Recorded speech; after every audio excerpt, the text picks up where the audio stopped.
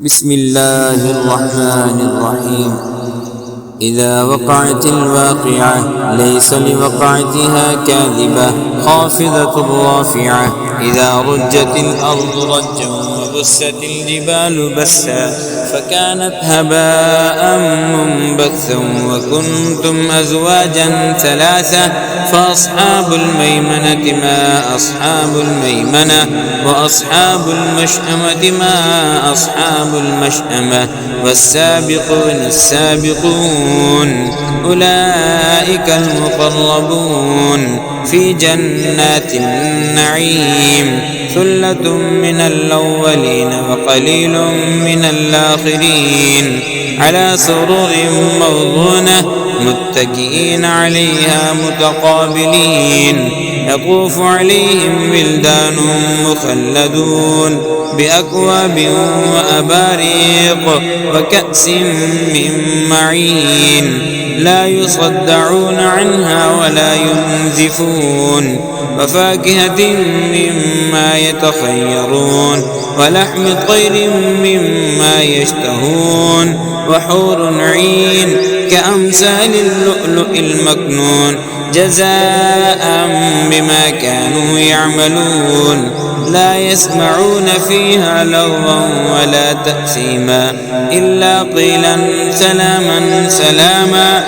وأصحاب اليمين ما أصحاب اليمين في سدر مخضود وطلح منضود وظل ممدود وماء مسكوب وفاكهة كثيرة لا مقطوعة ولا ممنوعة وفرش مرفوعة.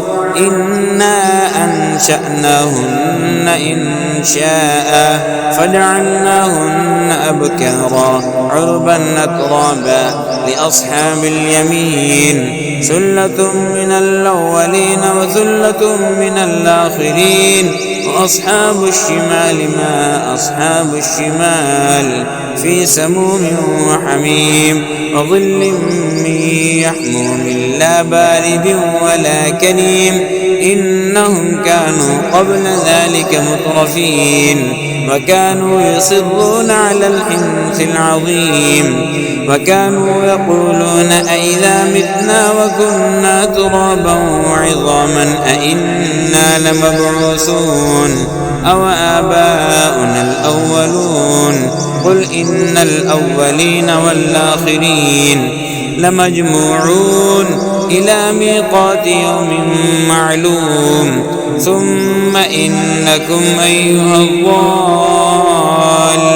المكذبون لآكلون من شجر من زقوم فمالئون منها البطون فشاربون عليه من الحميم فشاربون شرب الهيم. هذا نزلهم يوم الدين نحن خلقناكم فلولا تصدقون. أفرأيتم ما تمنون أأنتم تخلقونه أم نحن الخالقون. نحن قدرنا بينكم الموت وما نحن بمسبوقين على أن نبدل أمثالكم وننشئكم فيما لا تعلمون. ولقد علمتم النشأة الأولى فلولا تذكرون. أفرأيتم ما تحرثون أأنتم تزرعونه أم نحن الزارعون. لو نشاء لجعلناه حطاما فظلتم تفكهون. إنا لمغرمون بل نحن محرومون.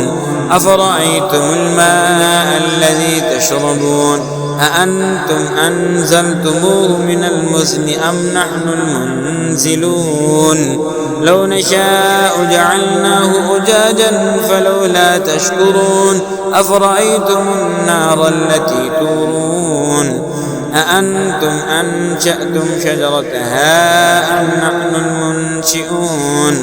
نحن جعلناها تذكرة ومتاعا للمقوين.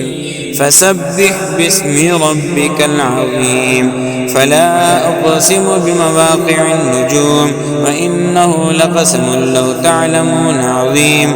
إنه لقرآن كريم في كتاب مكنون لا يمسه إلا المطهرون تنزيل من رب العالمين أفبهذا الحديث أنتم مدهنون وتجعلون رزقكم أنكم تكذبون فلولا إذا بلغت الحلقوم وأنتم حينئذ تنظرون ونحن أقرب إليه منكم ولكن لا تبصرون فلولا إن كنتم غير مدينين ترجعونها إن كنتم صادقين فأما إن كان من المقربين فروح وريحان وجنة نعيم وأما إن كان من أصحاب اليمين